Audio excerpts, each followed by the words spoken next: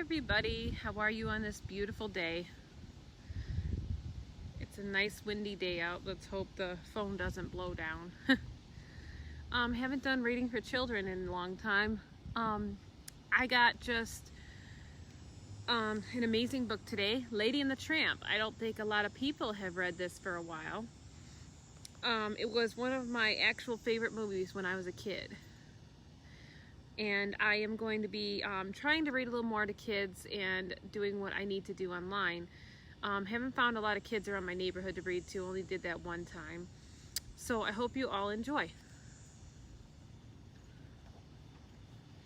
Lady and the Tramp by Walt Disney. Lady was a lucky Cocker Spaniel. She had everything a dog could want. Her beloved owner, Jim Dear and Darling, gave her the teasiest tibias to eat and soft bed to sleep. They showered her with lots of love and affection. Lady returned her kindness by waking her master up each morning with a gentle lick on the cheek. While he was at work, Lady stayed close to the mistress, helping her out however she could.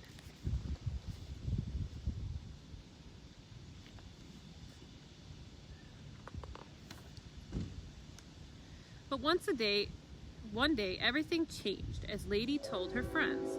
Trusty and Jock Darling now seemed more interested in a tiny sweater she was knitting than in her faithful friend. Lady's pals quickly put two together and figured out Darling was having a baby. Babies are sweet, said Trusty the bloodhound, and very, very soft. Jock scodded. Well, babies are nothing but a bundle of trouble, said an ungrateful voice claimed in. The voice belonged to a scruffy stranger called Tramp. Tramp had no family of his own. He seemed quite a lot of babies, and none of them were good. Take it from me, Pigeon, he told him. A human's heart is only so much room for love and affection. When a baby moves in, a dog moves out. Although Tramp's words worried Lady, she couldn't believe her family would ever be unkind. And once the baby was born, Lady saw just how wrong Tramp had been. For not only did Lady have Jim Dear and Darling love, now she had one more person to cherish and protect.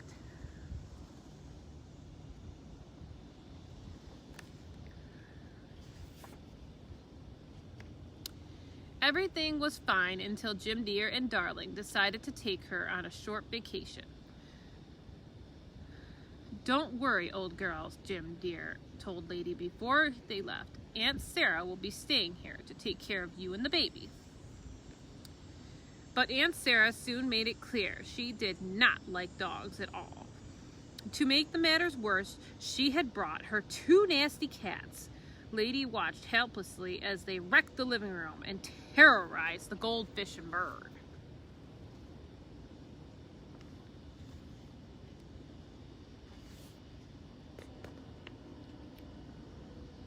When the cats headed upstairs, however, Lady had sprang into attention. She raced ahead to keep them from entering the nursery. The nasty creatures tried to run by, but Lady stopped them in their tracks with a threatening growl. Aunt Sarah heard the commotion, poked her head out of the nursery. She took one look at Lady growling at her two cats, and she ran to protect her pets. Oh, my precious pussies! And scooping the cats up in her arms, carried them gently up the stairs. Then Aunt Sarah dragged Lady off to the pet store. I want a muzzle, a good strong muzzle, she told the sale clerk. I have just the thing, the clerk replied, placing one of the awfulest contraptions over her struggling dog's face. In depletion, poor Lady ran out of the store in fright.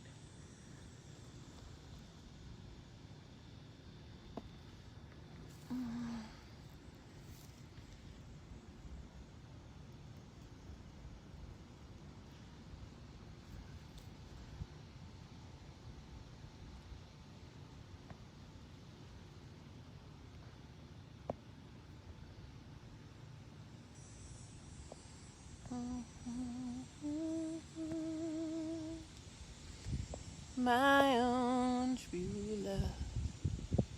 Sorry if I pause if anyone's watching. I'm inviting all friends to watch. Thought I did that in the beginning.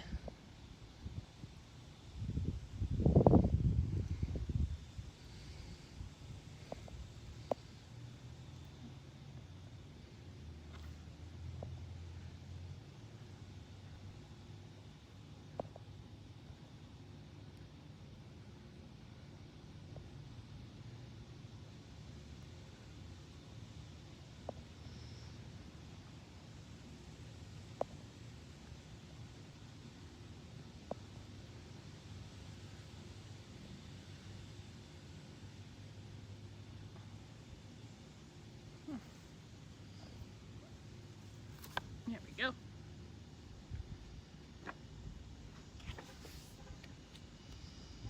Outside, horns were blurred, tires scratched. Lady reached the building.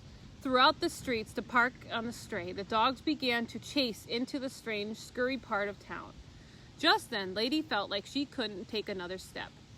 And boom, Tramp ran in to fight off all Lady's attackers until every last one was turned down and slunk away. Tramp helped Lady remove the hateful muzzle and she told him her tale of woe. Poor Pidge, he said, what she finished her story.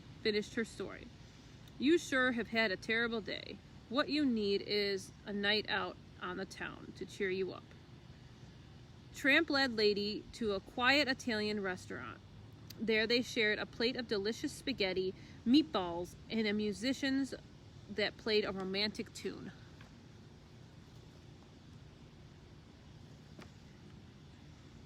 I'm not sure who's watching, but there is someone watching. Hello. After dinner, Lady and the Tramp took a stroll in the moonlight. When they came up to a patch of cement, Tramp scratched a big heart in the middle of the place. He placed his paw inside it. Lady put her paw aside it as well. The silvery moon was high. The sky was too tired, and the dogs finally snuggled under the tree and fell asleep. When they awoke the next morning, Lady was horrified to realize she had spent the whole night from home. "Aw, Paige," Tramp said, "there's a whole wide world out there waiting for us. Why go back at all?" "Because my people need me," Lady replied, "and I need them. Besides, who will protect the baby if I'm not there?" Tramp had no answer for that. Simply, he bowed his head in defeat.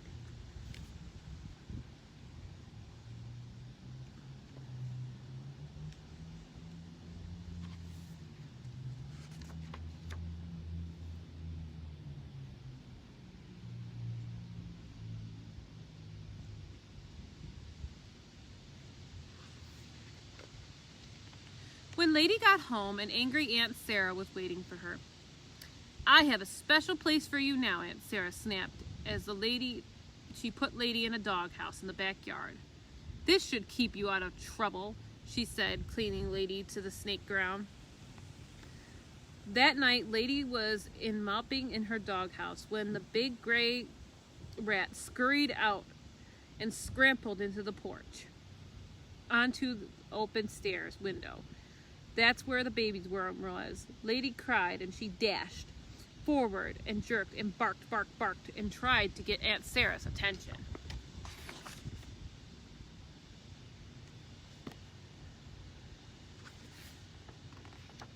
Aunt Sarah finally appeared at the back door, but only to yell at Sarah. "Stop that racket," she said before slamming the door again.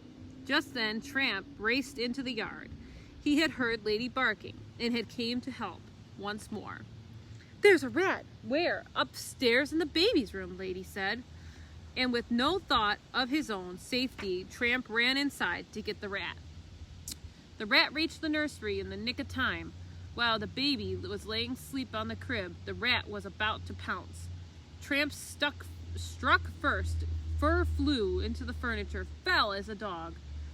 The rat tore around the room, and the rat was fast and fierce, but he was no match for Tramp.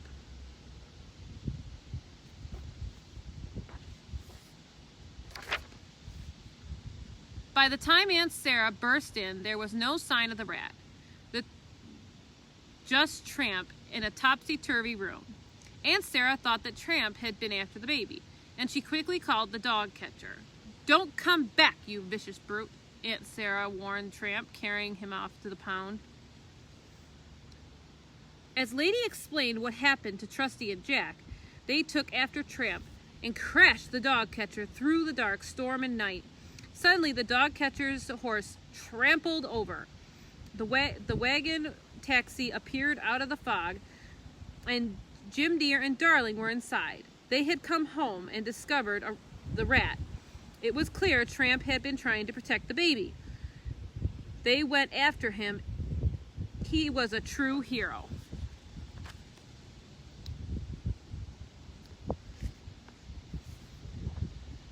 Jim Dear and Darling decided to take Tramp into their family. "This is where you belong," Jim Dear told Tramp. "You are a part of the family now." As soon as Lady and Tramp had a family, they had a family of their own. 4 little pups who looked just like their mother, and a mischievous scrimp who clearly took after his father.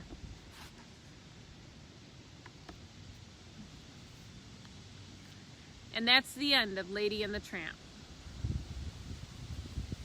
And now I will read one more book. I have to move all my things because I actually have it sitting on it.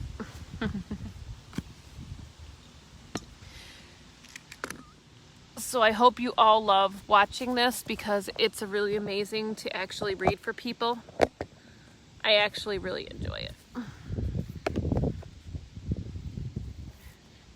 All right, this one might be a little longer, so whoever starts watching, I hope. We're gonna try Aladdin.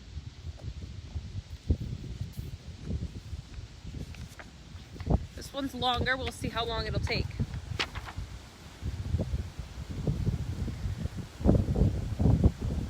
The wind is getting very bad, though. All right. Once in a faraway land, there was a boy who lived in the streets, and a girl who lived in a palace, and a genie who lived in a lamp. It was a midnight vast in Arabia, desert, and against the moon, a horseman waited suddenly outside the shadows. A second man appeared, galloping on his horse from the desert. Hello, Brianna. Hello, Tim. You guys missed the first book. We just read Lady and the Tramp. Now we're on to Aladdin. In the moment the 2 horsemen met, "Your late Gazim," growled the first. "1,000 apologies, O patient one." But he whined, "But to see, I have brought the missing piece." "At last," Jafar hissed, pulling off the other side out of his robe. "Look, Iago," said Jafar to the parrot on his shoulder. Jafar joined the 2 halves, and they fit perfectly together.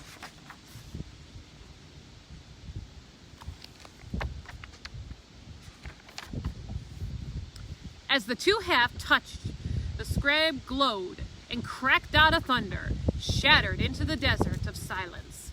The scrab sprung from Jafar's hand and spread away over the duns. "Follow that trail," said Jafar, explained, sprung his horse into action, and led it into the Cave of Wonders.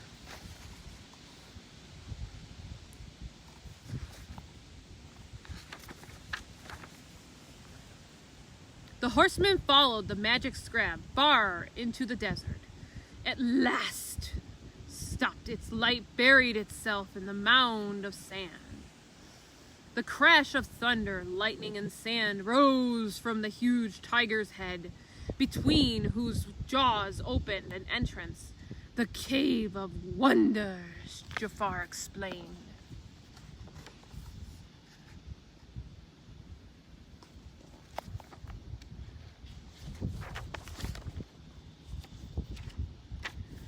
"Do not forget my reward, great Jafar. I braved a great danger to steal the missing half of maiden for you. The treasure is in the cave, your reward, Gazim," Jafar replied. "But you must bring me the lamp." Gazim rushed urgently into the darkness of the tiger's mouth, instantly slammed shut on the thief. "Unworthy fool," boomed the voice. "Only those who are worth the diamond in the rough may enter here."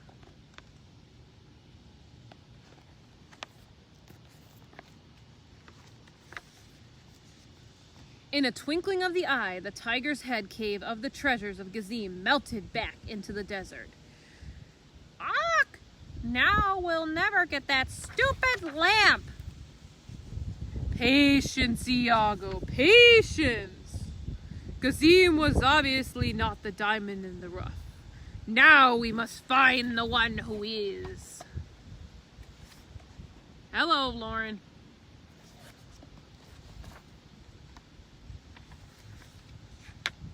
The next morning in the bursting marketplace, Aragaba, a handsome young thief, started down the scene, completing confusion. Aladdin was the thief name, had stolen a loaf of bread and escaped into the rooftop. As he and his pet monkey watched the Sultan's guards searched for him among the market stalls. Finally, the guards gave up. Aladdin and Abu sat down to eat their first bit of food. But Aladdin realized that there were others worse off than he was. He gave his bread to a couple hungry children. "Cheer up, Abu," he said, as he made himself comfortable as he could. "Someday it will be better. Just you wait."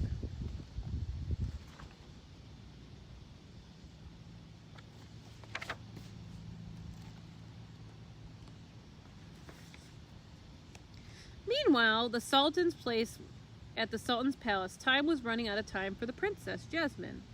"But Jasmine, it is the laws," the Sultan insisted. "You must marry a prince by your next birthday. And it will be your birthday in just 3 days. "I don't love Prince Ashman," Jasmine replied. "Oh, father, how can you force me to marry someone I don't love?"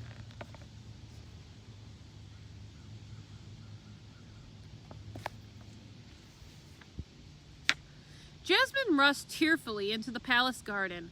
"Oh, Raja," she said to her pet Bengal tiger waiting for her in the garden pool. "Whatever shall I do?" She looked up into the high surrounding walls of the palace.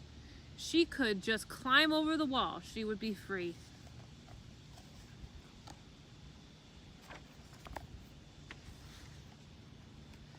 Inside the palace, the Sultan was getting desperate. "Jafar," he groaned as his chief advisor, "I must find a husband for Jasmine. She refuses every prince in the land." "I think I can help," Jafar said, "but it will require your majesty's blue diamond you wear." "Hi, Sherry." "No, Jafar, you know that is forbidden for the Sultan to remove his mysterious blue diamond." Jafar raised his cobra staff and held it mysteriously before the Sultan's eyes. "You will give me the diamond," Jafar commanded slowly. "Yes, master," the Sultan answered in a deep trance.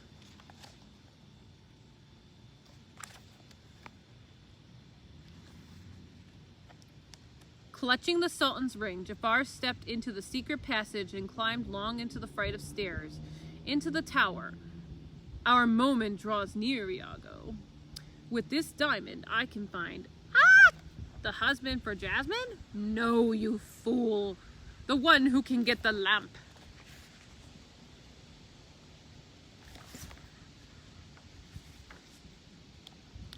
Once over the palace wall, Jasmine had suddenly found herself alone. In the world she had never been expected. Agrabah, busting the marketplace, seeing hungry children, plucked apple for fruit. She gave it to him. "You'd better be able to pay for that." "Pay?" said Jasmine. But I don't have any money."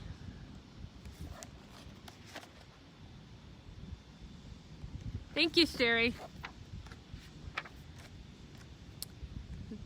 Suddenly a young man urged into the crowd and stepped between the towering shopkeeper and the frightened girl.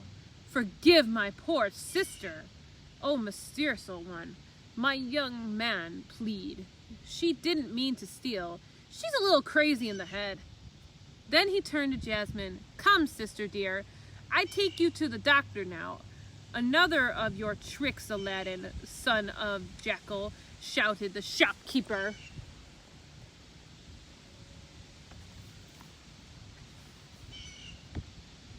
Aladdin seized Jasmine's hand, pulled her into the crowd of the marketplace, leading her to the rooftop of the far above streets.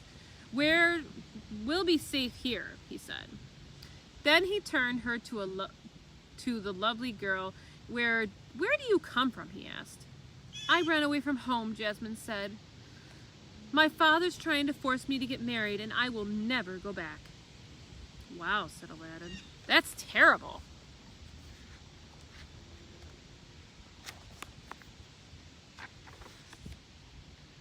Meanwhile, in the tower above the palace, Jafar's secret laboratory crackled with lightning and bullets and evilness. The sand of time of life. Show me the one who can enter the cave, Jafar commanded. The swirling sands and the slime parted, revealing the young man on the rooftop of Agrabah. Have the guards bring him to me, please. Jafar, said Iago.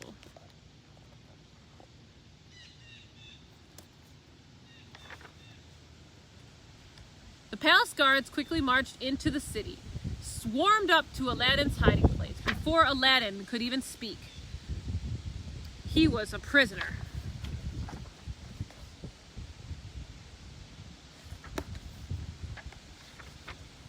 Jasmine threw back her hood. Release him at once, the girl ordered. Princess Jasmine, gasped, surprised at the place's guard. Princess Jasmine indeed. Princess Jasmine, gasped Aladdin. I dare not to release him, princess, said the captain to the guards. My orders come from Jafar. You will have to take it over with him. Believe me, I will, said Jasmine.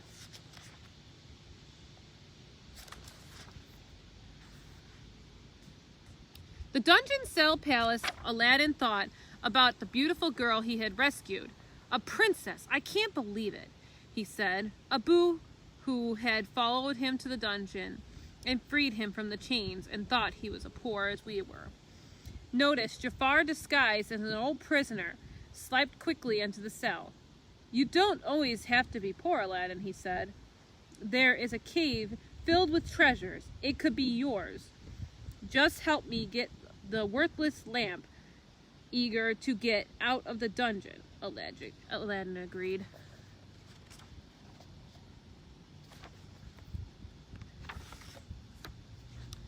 In the middle of the vast desert, the tiger who rose up before Aladdin, assaulted eyes. First bring me the lamp, Jafar said eagerly. Then the treasure will be yours. Carefully, Aladdin approached the entrance of the cave. Who disturbed my slumber? The voice of the cave thundered. It is I, Aladdin. Enter, Aladdin, the voice replied. Jafar watched Aladdin and Abu enter the cave and disappear into the darkness.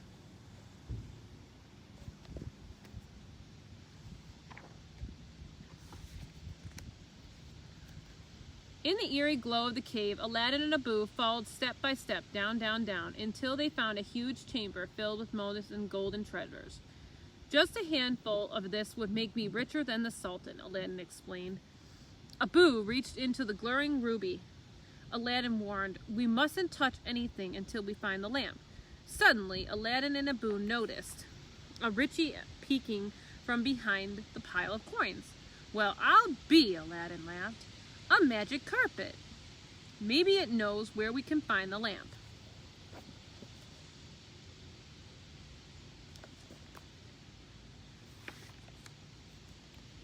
The magic carpet showed Aladdin into the second chamber, high top, massive avatar. He saw the lamp. Aladdin ran up to the stone steps. But as the boy was reaching up for the lamp, Abu, who could never resist a glittering jewel, grabbed a gem in the hands of an idol of a huge golden ape. Abu, touch the forbidden treasure. You shall never see again the light of day.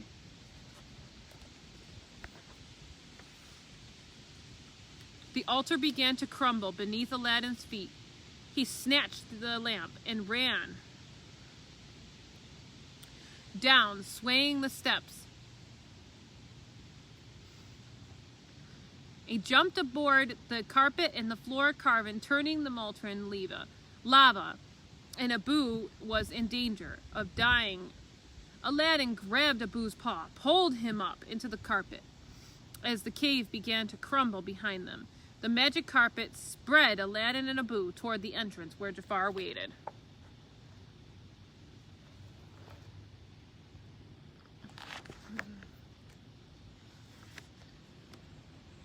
Old man, help us, Aladdin cried, clinging to the heaven edge of the cave. The lamp! Give me the lamp! Cried Jafar.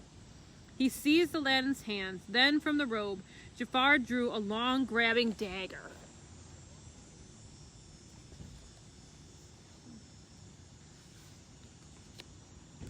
Goodbye, fool, Jafar snared, raising the dagger over the helpless Aladdin. In flesh, Abu leaped into his hole, bit his arm. Jafar sneaked as he dropped the dagger, and Abu fell into the cave with Aladdin falling with him.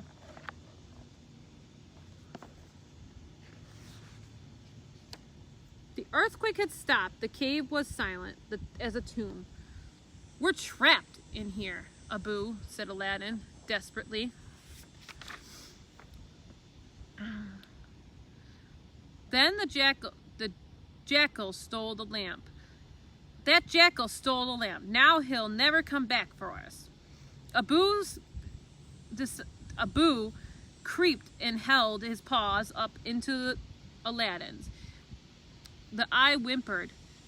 In Abu's paws was the lamp. The lamp! You got it back!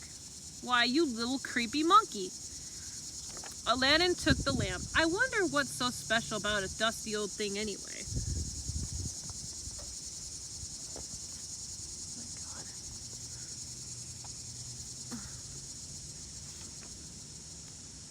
The lamp began to glow, towering the cloud of smoke poured the spout. The smoke foamed itself in a glittering figure. Say, you're a lot smaller than my last master, the giant said, looking at Aladdin. Or maybe I've been gotten bigger. Look at me from the sides. Do I look different to you? The one and only genie replied. I don't believe you. If you were a real genie, you could get me out of this cave. Oh, yeah, the genie said to Aladdin. Well, watch Mr. Smarty Pants.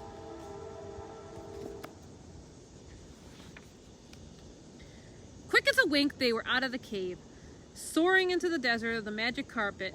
Wow, kiddo. I am a genie, or am I a genie? I guess you are a genie, all right, Aladdin said. So I do get 3 wishes? Yup, said the genie, but no fair wishing for 3 more wishes. Aladdin thought of the princess.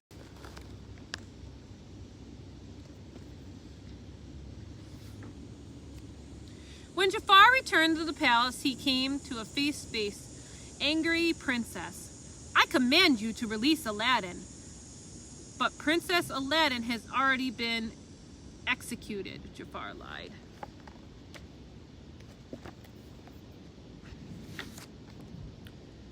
When I marry and become the queen, you will pay for this, Jafar. Fighting back the tears, Jasmine ran from the other room. The girl means trouble, Jafar said to Iago when they were alone. Her wedding march will be our funeral.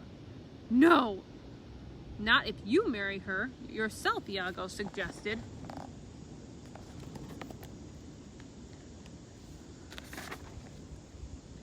Suddenly the palace gates were thrown open. Prince Ali of Ababwa announced the palace guard of trumps, bellers, and drums enrolled. Into the palace, Aladdin in his magic carpet was dressed up in a turban. Skirts and jewels of the royal palace have come to speak the hand of Princess Jasmine.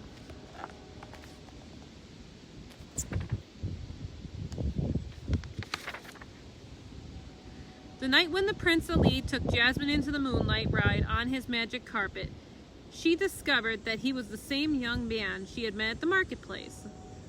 Far below, Jafar watched them. I must get rid of that intruder before he spoils my plans.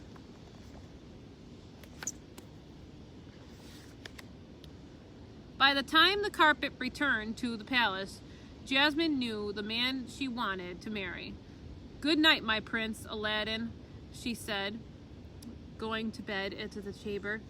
At once Jafar and his guards fell upon Aladdin. Beyond the gagged, they chained him up and threw him off a cliff. So goodbye, Aladdin, never come back.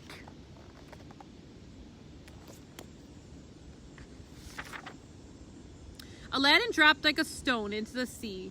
As he sank to the below, he tried as hard as he could to hold his breath. He rubbed the lamp. The genie appeared. "Never fails," he complained. "As soon as I get into the bathtub, somebody rubs the lamp. I guess you wish I'd get you out of this mess." Never unconscious, Aladdin nodded. Oops.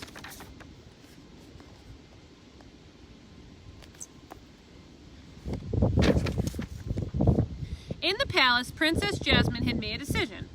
"Father, I want to marry Prince Ali." "Excellent," said the Sultan. Jafar stopped forward. "I'm afraid that's impossible. Prince Ali is gone."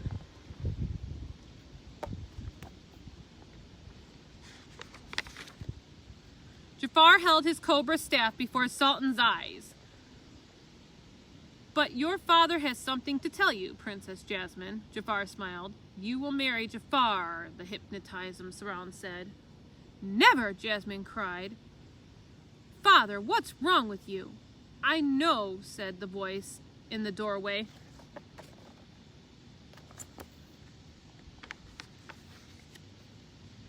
It was Aladdin. He snatched the cobra staff from Jafar, shattered it on the ground into pieces.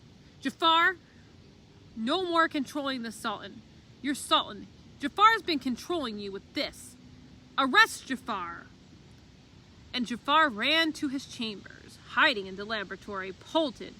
"So Prince Ali is Aladdin," he said, "and he has the lamp."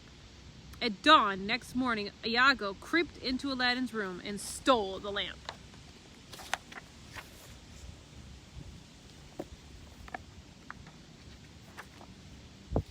At last, Jafar had the lamp, eagerly rubbed it. The genie appeared. "I am now your master," Jafar bowed. "I want to roll and be Sultan."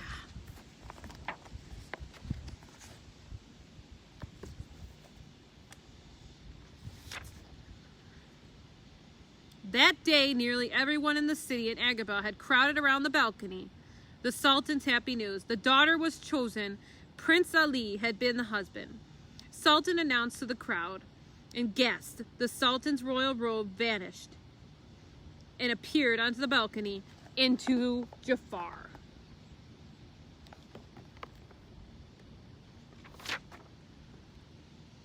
"We will never bow to you," Aladdin said eagerly. Jafar held his magic lamp high. "Then you will cower before a sorcerer." "Genie, my second wish. I wish to be the most powerful sorcerer in the world." "I don't like it, but you got it, master," the genie replied. "And for my first trick, I will nearly made a sorcerer. I will banish Aladdin to the end of the world."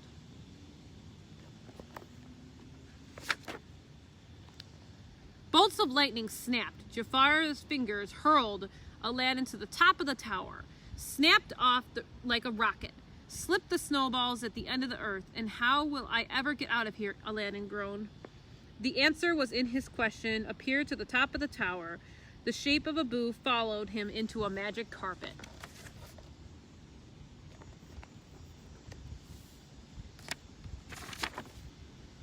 Meanwhile, back in Agrabah, poor Sultan was hanging from the ceiling throne, like a puppet. "Bring me more wine, slave," Jafar ordered Jasmine. Helpless in the source, power obeyed.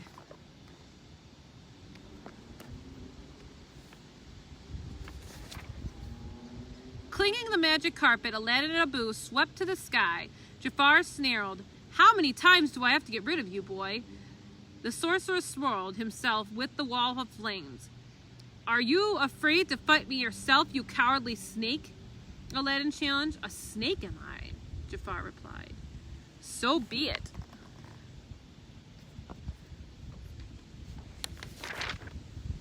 Instantly, Jafar turned himself into a huge cobra. Aladdin and Jasmine drew back from deadly fangs. "Do you think you could outwit the most powerful sorcerer in the world?" the cobra hissed.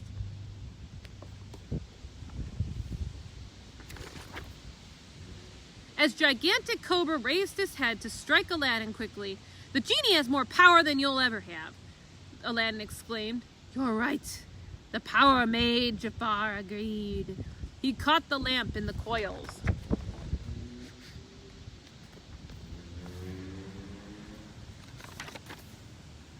"Genie, my third wish is to be a genie."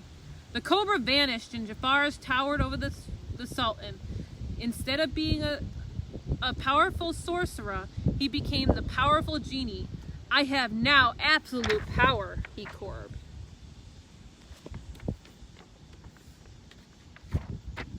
Then Jafar noticed what was happening.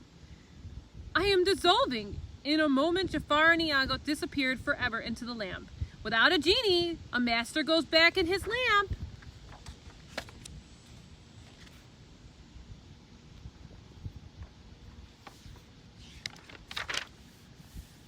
The first thing the Sultan did when he became the Sultan again was change the law.